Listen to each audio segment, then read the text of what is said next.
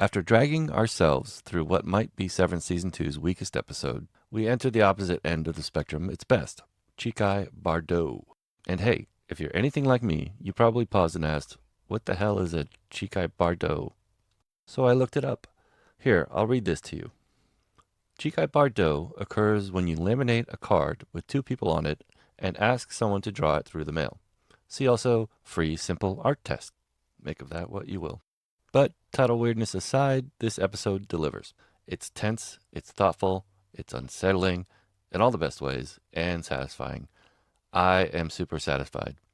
And yet, even with all that, questions still linger, especially after the Cold Harbor finale. And look, I still have ways to go before wrapping up the whole season, but I can just say I'm already tired of the keycard drama. Lumen, your Cold Harbor mural basically screams you know everything. You know this has been a problem for years. Fix it already. So don't pull the "it was all part of the plan" card. That's worse than saying it was all a dream. Don't cheapen the story like that, please. We care too much. This is 27 Questions, Episode 4, Severance Season 2, Part 4. The one about Chikhai Bardo. Is this Lumen University in the town of Kier? Are we watching Lumen looking for testers and Severies at this blood drive? Is this a tempers meter? Or a T meter, maybe?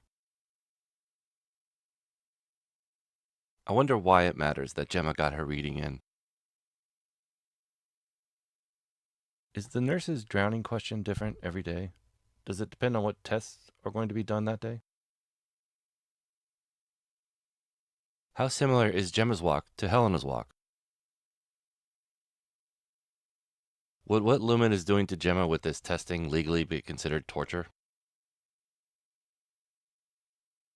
Is there a light bulb embargo on Mark's house? Is Gemma's most difficult memory listening to Mark disassemble the Cold Harbor crib? What are the chances that Lumen fertility treatment just ended up making Gemma unable to conceive? As the inventor, why wouldn't Cobell want to be in charge of testing? By making Mark and Miss Casey work closely together so frequently, she's basically testing, right? Why is the monitoring room located on the testing floor?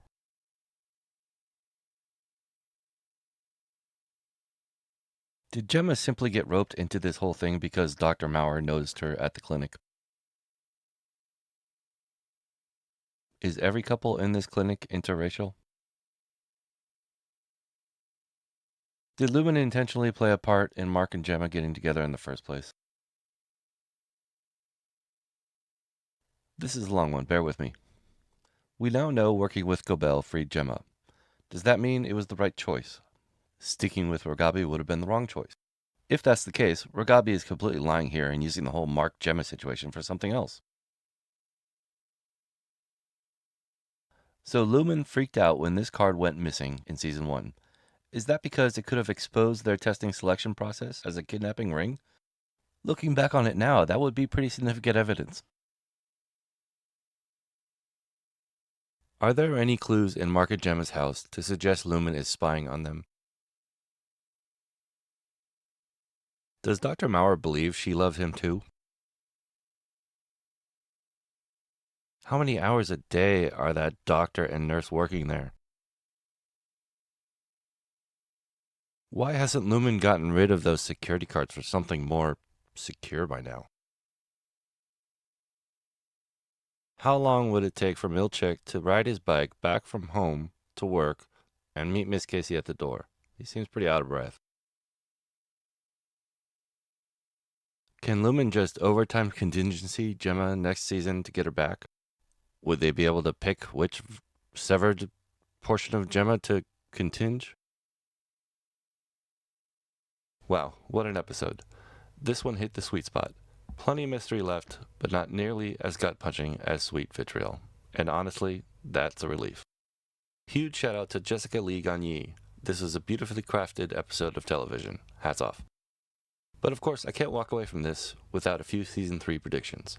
Let's dive into what might be coming. Ragabi, yeah, I don't trust her. I think she's been playing a long con, and next season we're going to see what really motivates her, and it's probably something dark. Lumen's out to ditch the whole security card setup. I'm betting they go full creepy and introduce a biometric system that literally measures the length of your finger bones. All 5 of them. Classic Lumen. And here's the big one. Lumen will overtime contingency Gemma's Cold Harbor brain slice, not to save her, but to bring her back just long enough to finish her off and kill her. Cold, brutal, that's Lumen.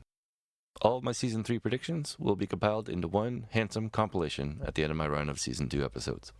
Next, I'll be questioning Episode 6, Attila. If you've made it this far, thank you.